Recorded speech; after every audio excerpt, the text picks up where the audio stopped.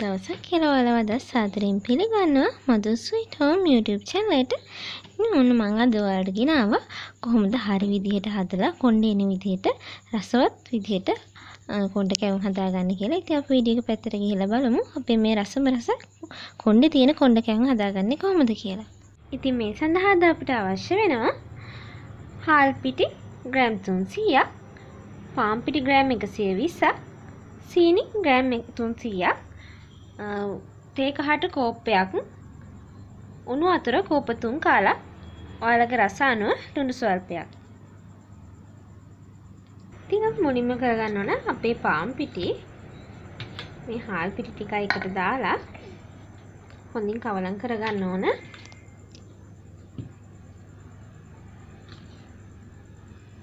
ඉතින් මේ විදිහට මේක හොඳින් කවලම් කරගත්තට පස්සේ අපි මේක ටිකක් පැත්තකින් තියමු. ඊළඟට අපිට කරන්න ඕන දේ අපි දැන් බලමු. ඉතින් මේ විදිහට භාජනය ලිපේ තියලා ඒක හොඳින් රත් වෙගෙන යනකොට මම අපේ සීනි වලින් සීනි තේ හැන්දක විතර ප්‍රමාණයක් දා ගන්නවා. දාගෙන අපි දැන් මේක හොඳට කළු පාට වෙන්න කැරමල් කරගන්න ඕන. ඔයාලට පේනවා ඇති අපේ සීනි ටික දැන් කැරමල් වෙලා ඒක කළු පාට වීගෙන එනවා.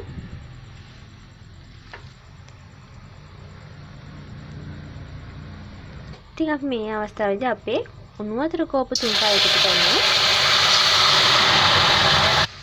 ඔයාලට පේනවා දැන් අපි උණු වතුර දැම්මට පස්සේ මේකේ කැටි ගැටිය පොඩ්ඩක්වත් නැහැ.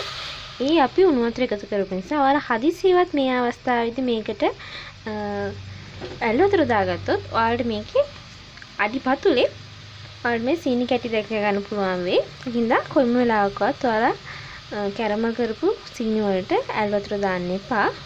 හොඳ උණු වතුර දාන්න. ඉතින් මම දැන් අපේ ඊතුරු සීනි ටික මේකට එකතු කරගන්නවා. එකතු කරගෙන අපි දැන් මේක පැණි පදම වෙනකන් අපේ සීනි ටික උණු කරගන්න ඕන. ඉතින් මම අපේ සීනි ටික දිය වෙන අතරේ එකට අපේ රස අනුව ලුණු ටිකක් මම එකතු කරගත්තා.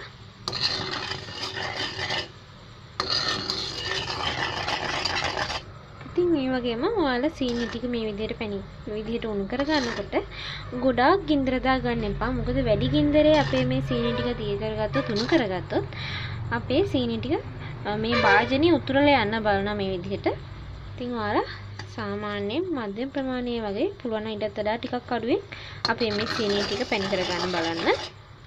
ඉතින් දැන් අපේ සීනි ටික ඔක්කොම දිය වෙලා අපේ සීනි පැණි ටික පැණි පදමට ඇවිල්ලා තියෙන්නේ. ඔයාලට පේනවා ඇති අපේ සීනි එකේ දැන් අන්තිම බිඳුවේ නූලක් වගේ වැටෙනවා. ඉතින් ඒ කියන්නේ අපේ මේ පැණි එකේ පැණි පදම ඇවිල්ලා තියෙන්නේ. මම දැන් අපේ ලිප ඔෆ් කරගන්නවා. ලිප ඔෆ් කරාට පස්සේ මම මේ අපේ භාජනයේ රස්නේ පිටින්ම මම එකට අපේ පිටි මිශ්‍රණය ටිකෙන් ටික දාලා හොඳින් කවලම් කරගන්නවා.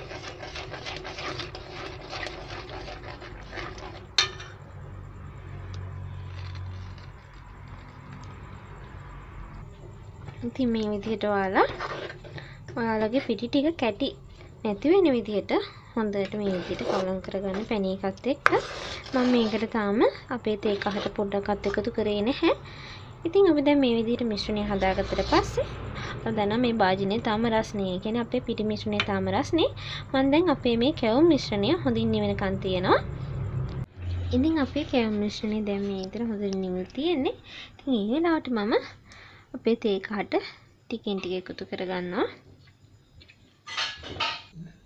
ඉතින් මේ විදිහට අපේ මිශ්‍රණයේ කැවුම් පදම එනකන් අපි මේකට තේ කහට එකතු කරන්න ඕන.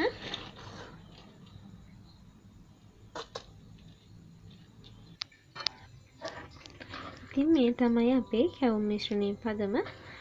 මේ පදමට එනකන් ඔයාලට අපිට සිද්ධ වෙනවා අපේ කැවුම් මිශ්‍රණයට තේ කහට දාගන්න.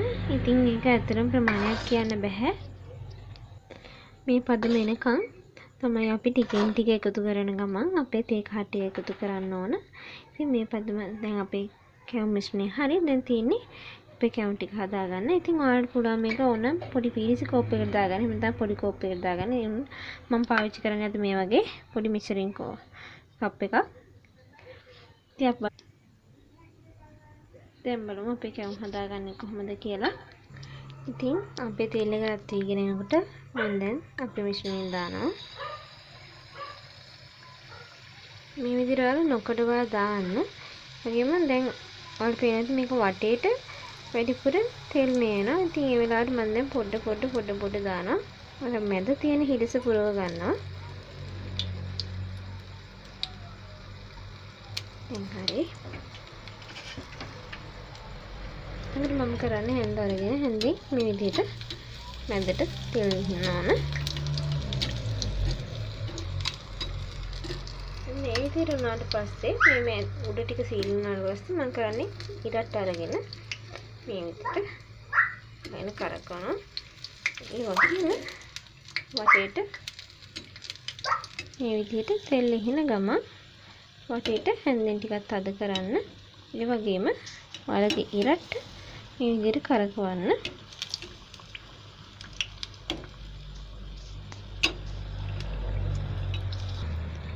ඊට පස්සේ අපේ කැවුම කොණ්ඩ හොඳට ඇවිල්ලා තියෙනවා.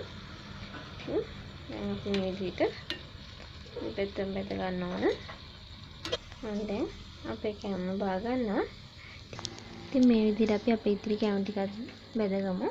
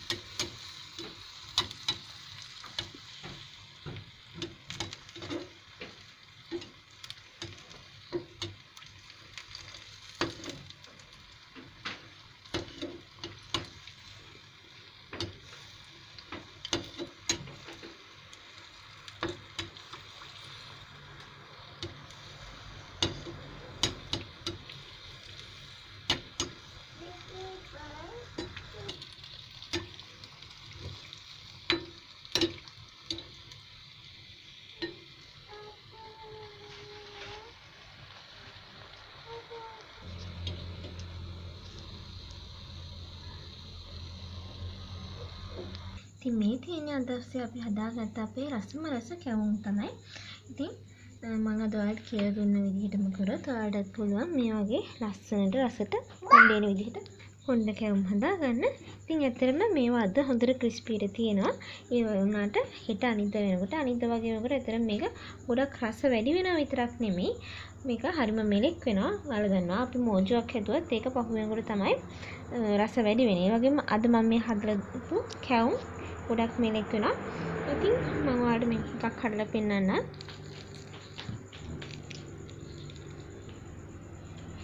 ඔයාලට පේන ඇති.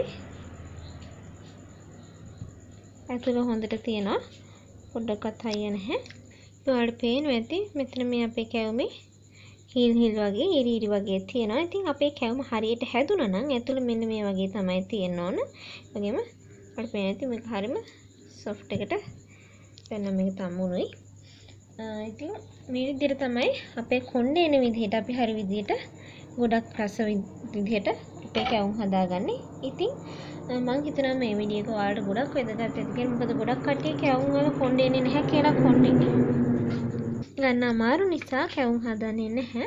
නමුත් මම අද ඔයාලට කියලා දුන්නා කොහොමද ලේසියෙන්ම කොණ්ඩේ හදාගන්න පුළුවන් විදිහට කැවුම් හදන්නේ කියලා. ඉතින් මේ වීඩියෝ එකට ඔයාලා කැමති නම් පුංචි ලයික් එකක් දාලා තවත් කෙනෙක්ට දැනගන්න ෂෙයා කරන්න. ඒ වගේම ඔයාලා තාමත් අපේ channel එක subscribe කරේ නැත්නම් දැන්ම පහළ තියෙන subscribe button එක click කරලා subscribe වෙන්න. ඒ වගේම ඔයාලට පුළුවන් අපේ Facebook page එක follow කරන්න Madhu's Sweet Home. ඒ වගේම Madhu's Sweet Home blog එකට ඔයාලා ගියොත් ඔයාලට පුළුවන් මේ වීඩියෝ එක විතරක් නෙවෙයි අනිත් වීඩියෝ වලත් පැහැදිලි විස්තරයක් ලබා ගන්න. ඉතින් මේ වගේ වීඩියෝ එකකින් ඔයාලා හමු වෙනකම් ඔයාලට සුබ දවසක්.